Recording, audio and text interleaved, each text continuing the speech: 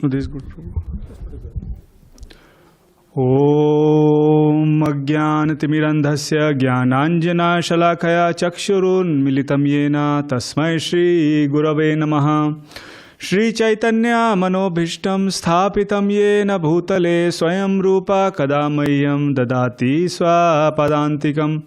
Vandeham Shri Gurau Shri Yuta Padakamalam Shri Gurun Vaishnavamscha Shri Rupam Sagrajatam Sahagana Raghunathan Vitam Tam Sajivam Sadvaitam Savadhutam Parijana Sahitam Krishna Chaitanya Devam Shri Radha Krishna Padan Sahagala Lalita Shri Vishakha Vitamscha He Krishna Karuna Sindho Dinabandhu Jagatpate Gopesha Gopika Kanta Radha Kanta Namostute Tapta Kanchana Gaurangi Radhe Vrindavaneshwari Vishabhanu Sute Devi Pranamami Hari Priye Vancha Kalpa Tarubhyascha Kripa Sindhu Bhaevacha Patitanam Pavanebhyo Vaishnavebhyo Namo Namaha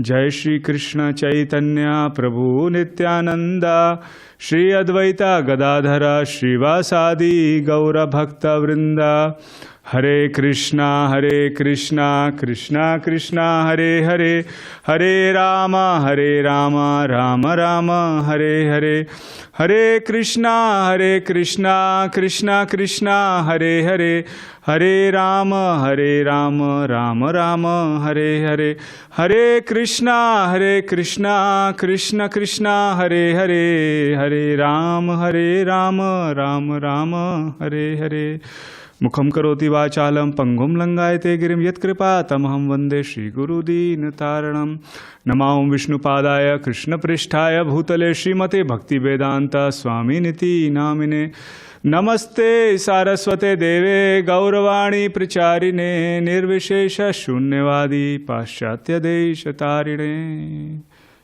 Bhagavad Gita. So I am very happy to be among all of you today. So we'll start the presentation here.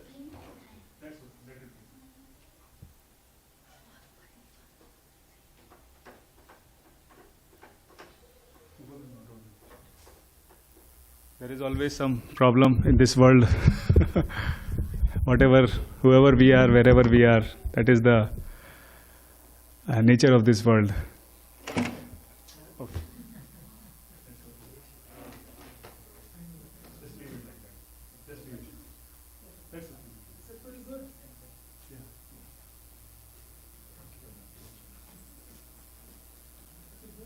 So we are going to discuss a very wonderful topic today, that is managing the mind, mana.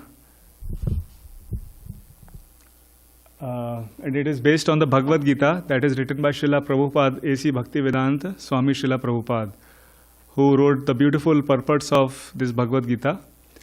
And this Bhagavad Gita is not only for philosophical, reading. It has actually changed the lives of so many people all around the world. So therefore it is translated into 80 languages, and it has made so many devotees.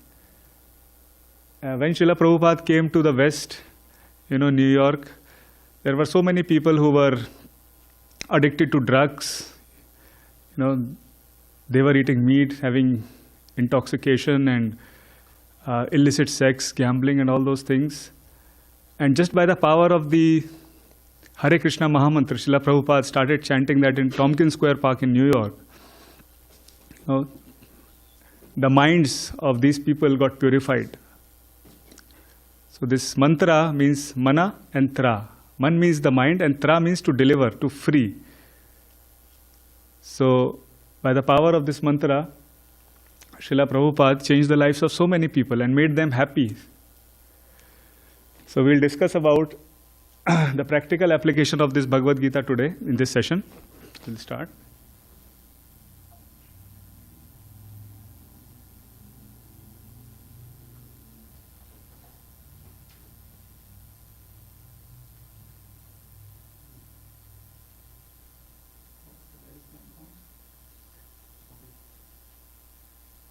I want to start with a nice story of a sadhu. His name was Avanti Brahman. Does anyone know what is Avanti? Avanti region in India? Where is Avanti region in India? Madhya Pradesh. Very good. Funny Prabhu. Thank you. So, and in Madhya Pradesh we know Mother Narmada flows. Narmada is one of the pious rivers. Hare Krishna. Like Ganga, Yamuna, Saraswati, Narmada, Kaveri, Godavari. These are all pious rivers in India, right? So Avanti Desh is a region, is a place in Madhya Pradesh in central India. So this is a story of Avanti Brahman. So this picture I took last year when I went to India. You know, my sister lives there, so we went for a small boat cruise on the Narmada river. It's called Bheda Ghat. Has anyone been to Jabalpur, Bheda Ghat? No? Okay.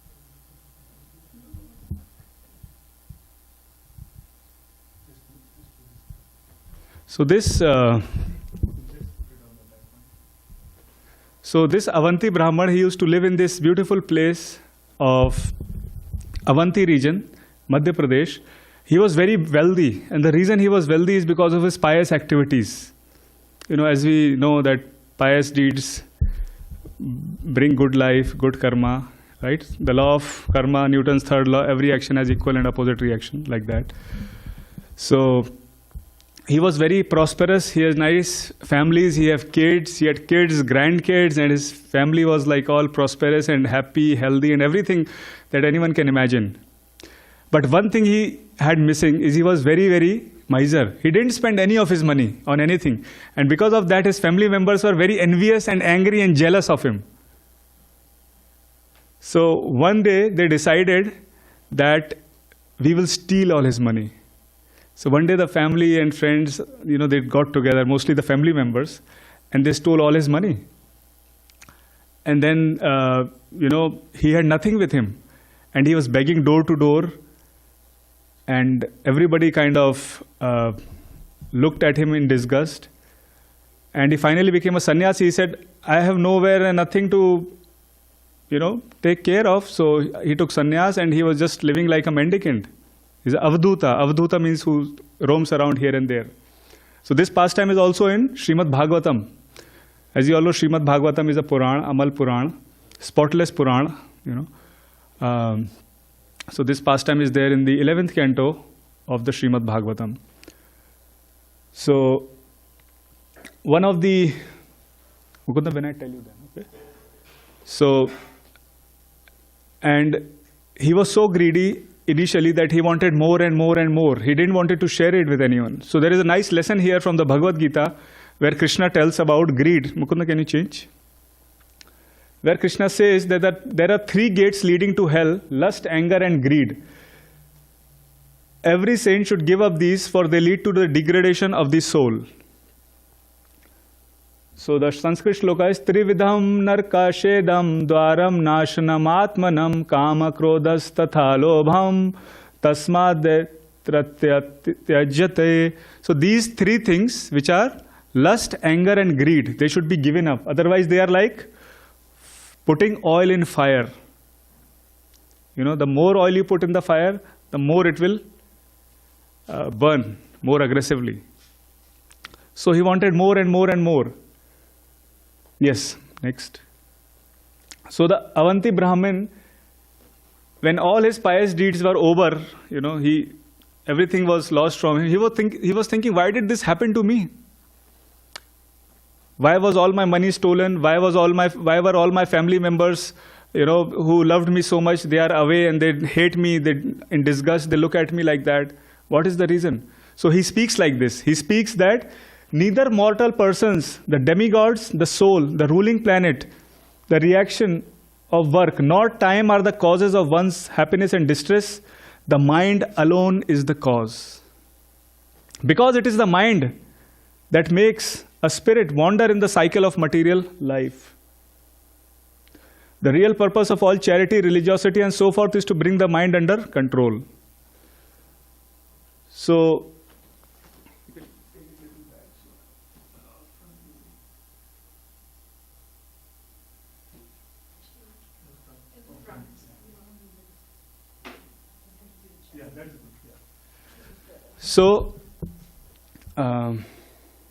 Yeah, this is fine. Just little bit tilt here. Yeah, that's good. Yeah, that's fine. So, as we can see, that when we are living in this world, what is the mind? Our acharyas tell us that mind is a storehouse of all the thoughts. When I am looking at you through my eyes, when I am hearing through my ears, or tasting through my tongue, or feeling through my skin, or smelling through my nose, all these are basically the inputs that are coming to my body, and it's getting stored in the mind. Just like in the Bhagavad Gita, there is a very nice analogy where there are 5 horses. These 5 horses represent your senses, 5 senses. And then there is the driver who is holding the reins connected to these 5 horses. So these reins are the mind which are connected to the sentence, to the horses. And then the driver is actually the intelligence. And the person who is sitting, the passenger, is actually the soul. Last week we were at Balboa Park. Have you been to the San Diego Fair, anyone? So, there they had these people who are, dancing in front with long sticks on their legs, and they are dancing, and there was a cart going behind it. Someone was directing it, and there was a passenger. So when I saw that, I related to this picture of Bhagavad Gita. So it's very similar how our mind intelligence works. So, and when the mind gets entangled in this world under 3 modes of material nature, which are goodness, passion, and ignorance. And how do these modes come in contact with the mind? Based on the association, based on who we associate with. I have the choice in Pacific Beach to go to so many bars. Garnet Avenue is one of the lanes where you have maximum number of bars. Do you know? In the whole San Diego. I have a choice. All of you had a choice. So based on our association, where we go, what we hear, which YouTube videos we watch, what we see, what we hear, based on that, our mind will work, our intelligence will operate, it will influence it, and that's how we will take our actions. Right? People say, oh, everything is, destiny is not in my hands. Whatever is happening, let it happen. Nothing, I can't do anything. But that's not correct. Krishna has given us the free will. Right? With whatever we are doing today, it will shape our destiny in the future. Some people say, oh, you know what, this thought is coming in my mind. Probably Krishna has sent this thought. That's why Krishna wants me to do like this. Is that true? How is that thought coming in your mind? Because of influence, previous influence, right? For example, I'll take example of a person who smokes a cigarette. I'm sure none of you do that, neither do I. But somebody who smokes a cigarette, he's smoking first cigarette, second cigarette, third cigarette, but he has a choice not to smoke the next cigarette. But since he's addicted to doing that, he is continuing to do it. Right? So, whatever we have done in the past has shaped our present day, and whatever we do now will shape our destiny in the future. Right? Next. So, while this Brahman is traveling as an avadut, he doesn't have anything. He has no money, no friends, no house, nothing. He goes across the forest and he tries to learn different things from nature. So one of the things he learns from the ocean. There are 24 gurus he actually learns from, but I have just put 2. I took ocean because I like ocean, because we are very close to the ocean, Pacific Beach. So what he learns from the ocean is, the instruction the Avadut Brahman received from the ocean is that the mind of the sage who is devoted to the personality of Godhead appears very clear and grave. Just like the still ocean waters. You see, ocean water is still, except the beach, waves are not stable, they are turbulent. The ocean does not overflow during rainy season. It's been 50 years this temple is there, half a mile. Ocean has never come here to touch the lotus feet of Krishna. They could have come, but it's still there. When the flooded rivers discharge their waters into it, nor does it dry up during the hot season, when the rivers fail to supply it. So whether it's rainy season, it doesn't overflow. When it is drought, it doesn't rise up, right? It's the same. It's stable. Similarly, the sage does not become elated when he achieves desirable things, nor does he become distressed in their absence. He remains grave, stable. Right? Because these things are coming and going. Once a professor of Sanskrit asked Srila Prabhupada, Arjuna heard the whole Bhagavad Gita from Krishna. But why was he crying when his son Abhimanyu died in the battlefield? When these 7 generals, all of them, Karna and Jayadratha and all these people surrounded Abhimanyu in a Chakravyuh. They killed them by unfair means, which was not correct, which was not ethical according to the moral codes of the war. Why did Arjuna cry when his son died? Although he heard the Bhagavad Gita, he is such a dear friend of Krishna, he saw the Virat Roop of Krishna in the Bhagavad Gita, he knows everything. Why did he cry? Right? He's getting disturbed, but a sage should not get disturbed as per this. So Srila Prabhupada said to that professor that it is very natural to be disturbed when somebody very close to you die.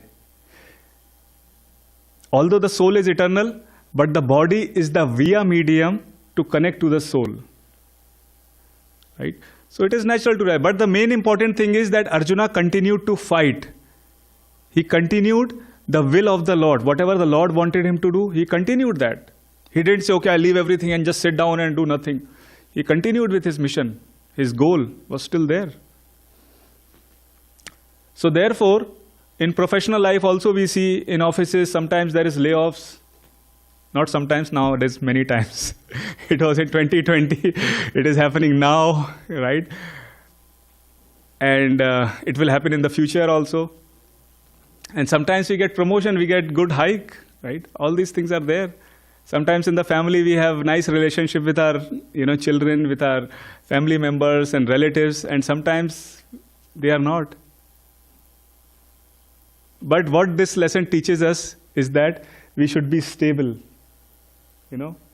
Does not become elated when he achieves desirable things, nor does he becomes distressed. Like an ocean, we have to be stable. That is the lesson. Yes. And we can become stable how? By taking shelter of Krishna in that way. So Bhagavad Gita also gives a very nice verse. How it culminates into the lesson from Bhagavad Gita is this. So please you can chant with me this verse. Apuryamalam achala pratishtham Apuryamalam achala pratishtham Samudra apa pravishanti yadvat Tadvat kamayam pravishanti sarve Tadvat kamayam pravishanti sarve Sa shanti mapnoti na kam kami Sa shanti mapnoti na kam kami Hare Krishna Krishna Krishna Hare Hare Hare Rama Rama Rama Hare Hare. So what it says, a person who is not disturbed by the incessant flow of desires that enter like river into the ocean, which is ever being filled but is always still, can alone achieve peace, and not the man who strives to satisfy such desires. So many desires are coming in my mind. I have to do this, that. We have limited resources, limited time, limited money, limited energy. But we have unlimited desires. Can you map both of them? It is unmatchable. It's very, very difficult. So what we have to do, we have to prioritize them, which is most important for us. In this, we have got this human form of life. What is more important? Hanumanji was traveling to Lanka, and it is like the ocean is like 800 miles wide, and Hanumanji was flying, and this the ocean personified came up, and he got a mountain, Mount Menika. It was a golden mountain. The mountain came up, and he said, Hanumanji, you are traveling for such a long time, you must be tired. Please take some rest. Hanumanji said, no, I am on a mission to Mother Sita. I have to give this message of Lord Ram. I have to give this ring. I cannot stay here. I cannot waste a single second. He just touched the mountain and went ahead. He did not disrespect him. He accepted his offer. At the same time said, my dear sir, I have to go. Please let me go. So he's telling time is so important. Chanakya Pandit said, if you waste 1 second, you cannot get it back by the entire wealth of the universe. Right? So So it is very important that we have limited time, unlimited desires. How do we map them to what we have to do in this limited time? We have short duration. We do not know how long we are going to live. Srimad Bhagavatam was spoken to Parikshit Maharaj. He was going to die in 7 days, and Prabhupada says we don't even know if we have 7 minutes right now. Next. So second lesson, this Avadut Brahman learns while he was traveling in the forest. He has 24 gurus. Second guru is a bumblebee. Everybody knows a bumblebee, right? What he said is, the instruction learned from the bumblebee is that the sage should collect only small amounts of food from many different households, and thus day after day practice the occupation of madhukari. In India, you know madhukari, everybody knows that, right? The sages go from door to door, they beg something, whatever they get, they will eat it. They are totally dependent on Krishna. Similarly, a sage should also collect the essential truths from all scriptures, be they great or insignificant. So just like we discussed, we have limited time, limited energy. There are so many scriptures. How many Vedas are there? 4 Vedas, Upanishads, Puranas, 108 Upanishads. Do we have so much time to read all of them? Let us read the essence, that is the Bhagavad Gita. And the most authentic Bhagavad Gita as it is written by Srila Prabhupada. Although there are so many versions of Bhagavad Gita, in the Western world, in the Eastern world, but most of them are contaminated or based on their own interpretation of the writer. But this is as it is. And the proof is, it has changed the life of millions of people. So collect the essential truths. So Prabhupada converted, sitting whole night, in his headquarters in Los Angeles and in India. He was translating whole night these scriptures from Sanskrit to English language. And if you visit LA, then definitely you should go to Prabhupada Quarter. It's like 1 stair above, and you have to take an appointment to see that. You see all the different scriptures are there which Prabhupada actually used to translate these books, Bhagavad Gita, because he gives somewhere purport of Mundaka Upanishad, Katha Upanishad, some Purana, Gaura Purana. All these books, actually he had all of them, and he was referencing them and he was translating it. And once you go there and see it, you can relate to all these things. So this is very authentic. So similarly, we should collect the essence like a bumblebee and not like a housefly. Housefly will always sit on the garbage, right? Should not waste our time in gossiping, criticizing others, and thinking about the negative qualities. You have to look at the potential of others, the spark that everybody has. It's like another quality of bumblebee. It takes out the nectar from everybody. Everybody has faults, nobody is perfect. But still, when we look at that potential, then we let others grow, and also we become someone who basically is who gives opportunity for others to shine the light of Krishna within them.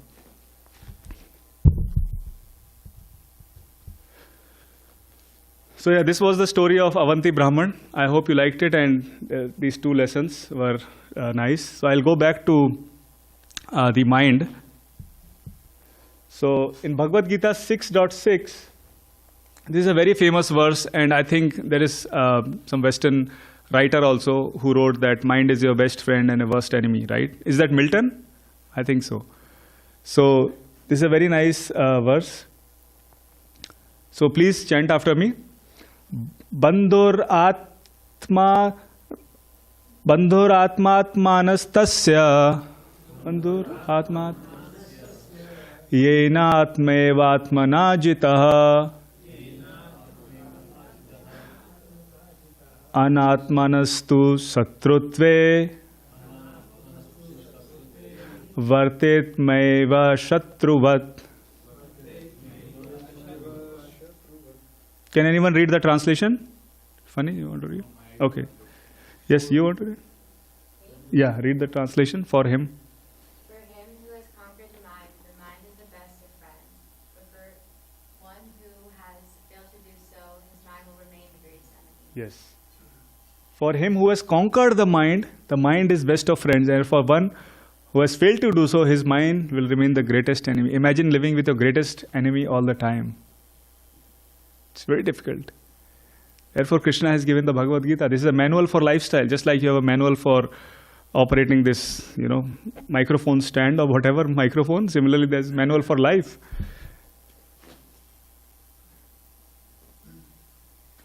So how does the mind work? So we'll go into that. Because everybody looks at a certain thing in different ways, right? And entire psychological science is based on that, right? The mind, the problem of the mind and the strength of the mind and how to leverage that to,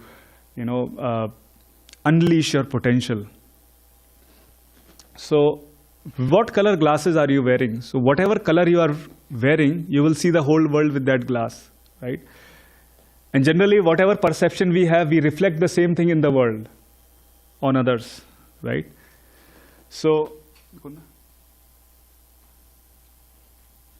just like if you see a beautiful rose flower, what will happen? A botanist, he will think, oh, this seed is from this country or this place and how it was, germinated and what conditions were there. He will think about those things. When a lover sees that, he says, oh, I should give it to my beloved. Probably Valentine's Day or whatever day.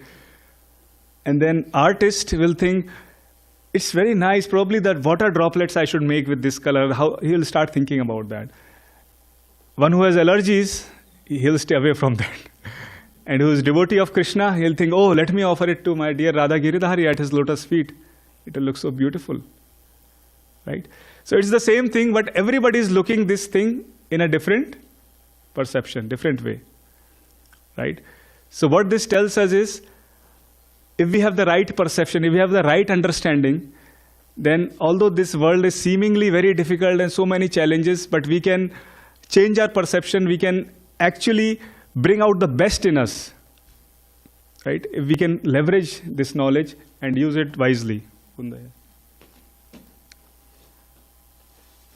So one time I was chanting, in my parks. I live in Forest Ranch. There is a huge park, Patriot Park there. And I was chanting. And there was some person who was coming by. And he probably he didn't know about what is this, the bag. He said, oh, what happened to your hand? He said, did it got hurt or something? What is? So he was probably thinking, I have wrapped around my hand or something. It became expanded like filariasis or, elephant leg or something like that. He was thinking. And he said, are you okay and everything? I said, yes, I am okay. This is just my, chanting beads. So his perception was like that. Because probably he didn't know. Yes, next. Just. So if we have the understanding, when we read the Bhagavad Gita, the perception that we have for this world is that we see Krishna everywhere and Krishna in everything. So this is the verse. Please chant. Yo mam pashyati sarvatra sarve cha mai pashyati tasyaham na prashyami sacha me na prashyati. Can anyone read the translation? For one who sees me everywhere and sees everything in me, I am never lost, nor is he ever lost to me. So it's about seeing, the perception, right? When we see the ocean, we see about Krishna. Oh my dear Krishna, it's such a big ocean, 9,000 miles wide.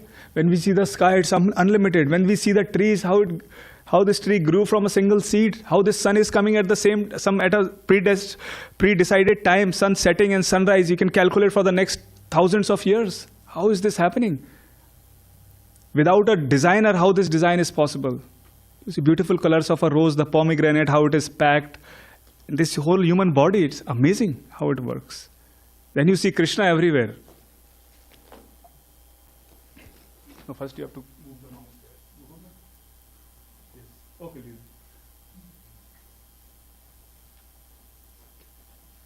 So what we have to see is that we are not this mind or this body. In reality, yes, this body is there, we are living, but we also have a soul which is eternal, and our relationship with the super soul, with Krishna, is also eternal. And we are transmigrating. The soul is transmigrating from one body to another. 8,400,000 species are there. And why there are so many species, we have to think, what is the reason? Because that many desires we have, that's why. It's going from one body to another body. And different shapes and designs of bodies are there because we, based on our karma, we get that type of body that is there. But Krishna is always there with us. Suhridam Sarva Bhutanam. He's our dearmost friend. As Super Soul, Krishna is there within our hearts. So when we understand that we are the soul and we have a relationship with Krishna, Krishna is always with us. Then we rise above fear and prejudice. We are not fearful. And then we rise above hate and selfish passions. And when we are connected to Krishna, like we are singing the Hare Krishna Mahamantra, we are chanting the verse together, we are looking at the beautiful darshan of Krishna, then we feel happy and satisfied. Isn't that right? So this is the steps toward higher consciousness. Then we go beyond the mind. Next. But we have disconnected from Krishna. And because of that, we are feeling all these problems. So what is the reason? Fear, envy, desires due to disconnection from who we are. Right? So all these things in us, fear is there, envy is there in our heart. The whole reason is because of disconnection.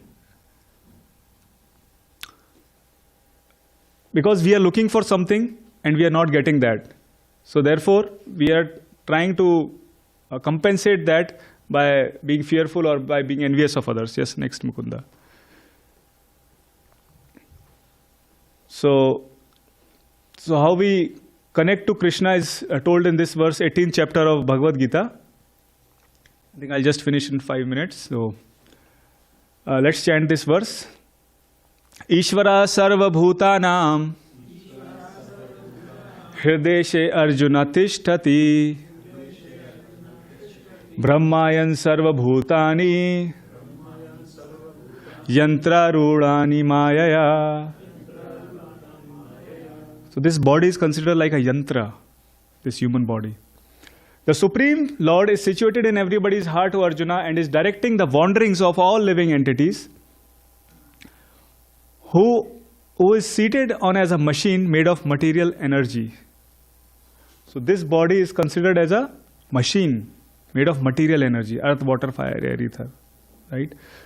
So, but the Lord is situated, Lord is always with us as super soul within our hearts.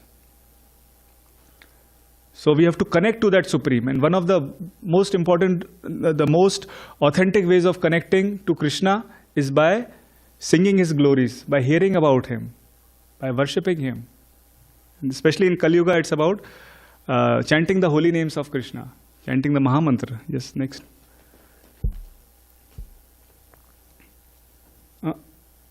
Back.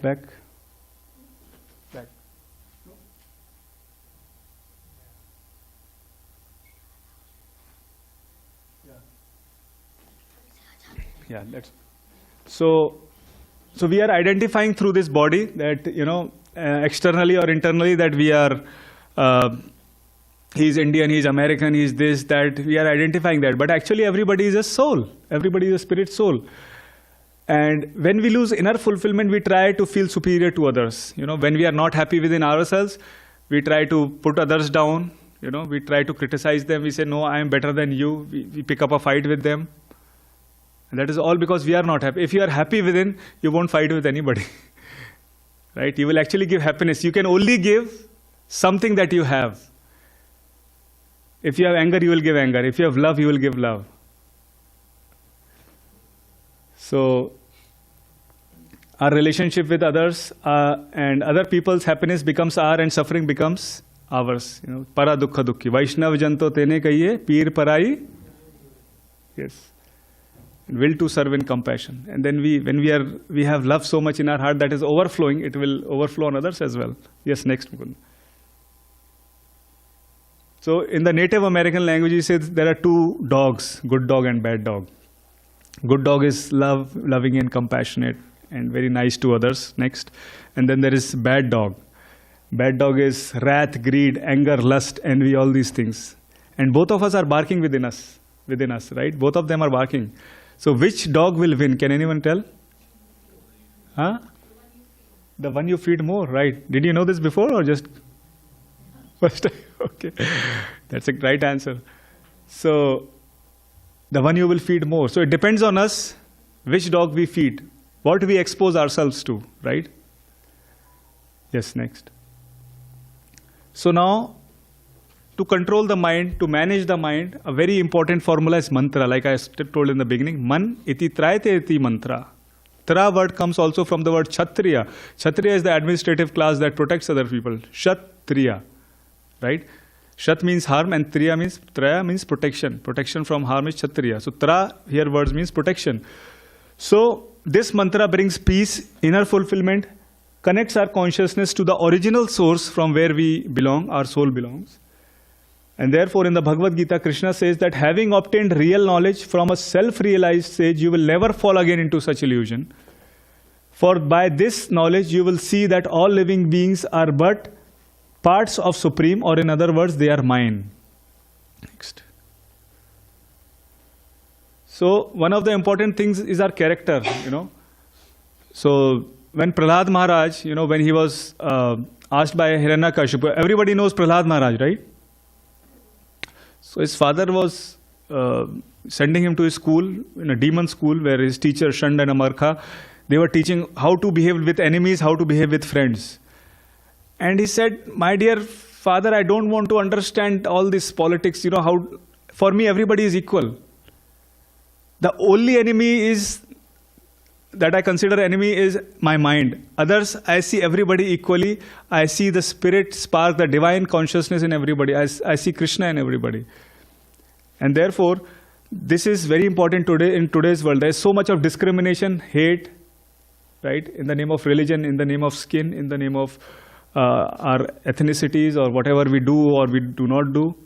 So this verse actually is very powerful. So let us chant this verse. Vidya Vinay Sampanne Brahmane Gavihastani Shuni Chaiva Sopakecha Pandita Samadarshina. The humble sages, by virtue of true knowledge, sees with equal vision a learned, gentle Brahmana, a cow, elephant, a dog and dog eater, outcast. He sees the spark in everybody. So he treats everybody equally. He shows the respect to everybody. It's not like someone is better or I am better than others. Next. Slowly.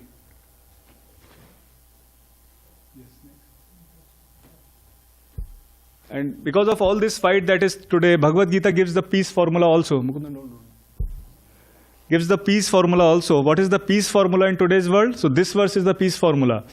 Bhoktarang yagya tapasam sarva loka maheshwaram suradam sarva bhutanam gyatva mam shantim richati. A person in full consciousness of me, knowing me to be the ultimate beneficiary of all sacrifices and austerities, the supreme lord of all planets and demigods, and the benefactor and well-wisher of all living entities, attains peace from the pangs of material miseries. Everybody is thinking, I am the center of the universe. Whatever I am saying, you should do that. All the 8 billion people, now the population is 8 billion, can you believe it? It was 7 billion very recently. I just looked up the world clock and it was 8 billion there. So, and everybody is thinking, I am the controller, I am the proprietor, everything I should enjoy. We are forgetting that we are the servants of Krishna. We have to, love Krishna. Next. So this is just a recap of what we, discussed. We are ending now. That how do we mind our mind? First, we should understand who am I. That is the first question. First aphorism of the Vedanta Sutra, Athato Brahma Jigyasa. Who am I? Why am I here? Is it just to, like Badrinath Swami Maharaj says, I'm just here to go to Walmart and pick up some grocery and do a 9-to-5 job and just finish my life? Even that is difficult to do. So we have to, ask that question to ourselves. Whenever you have time, think about it.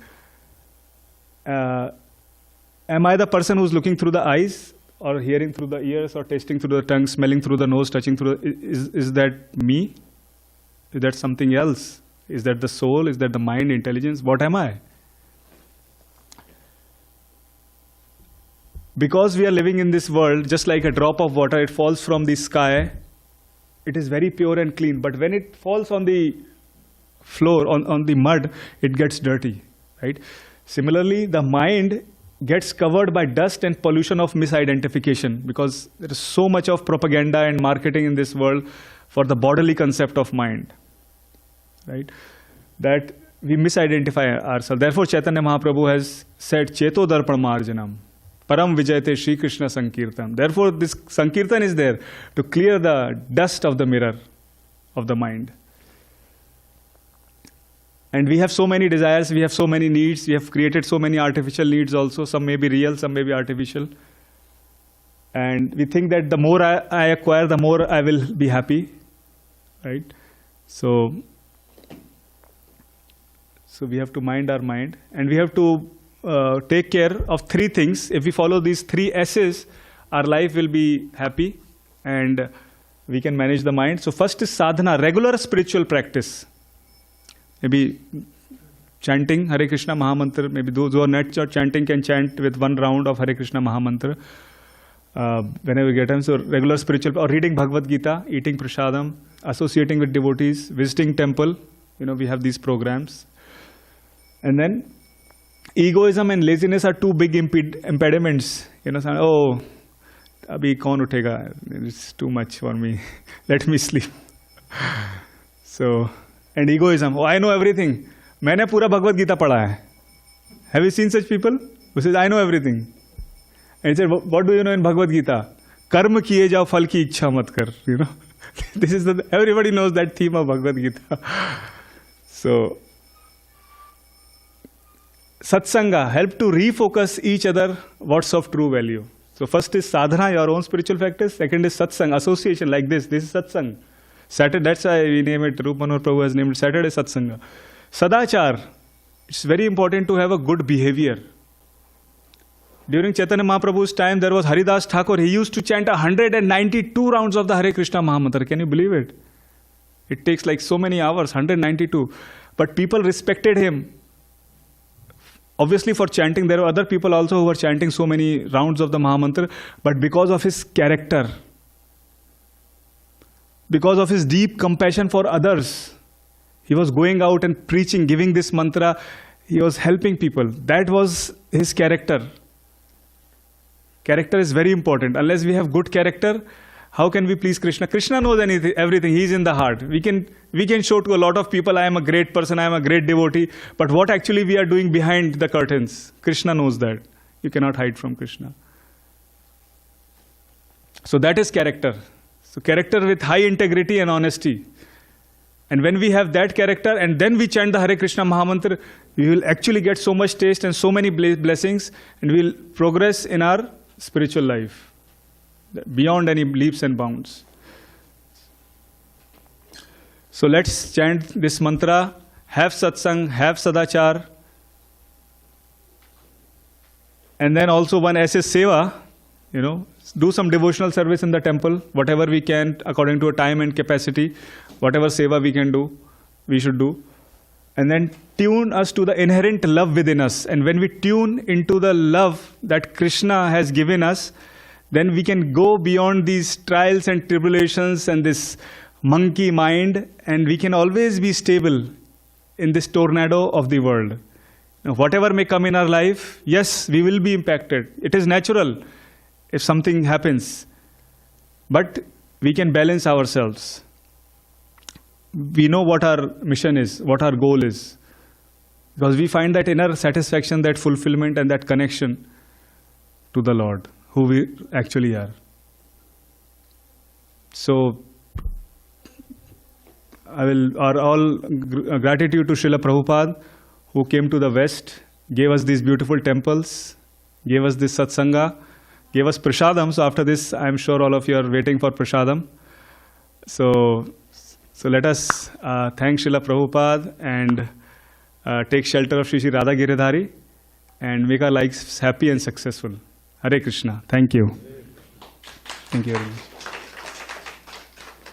much. Is there any question or comments? Okay, thank you. Thank you, Prabhu. Thank you very much.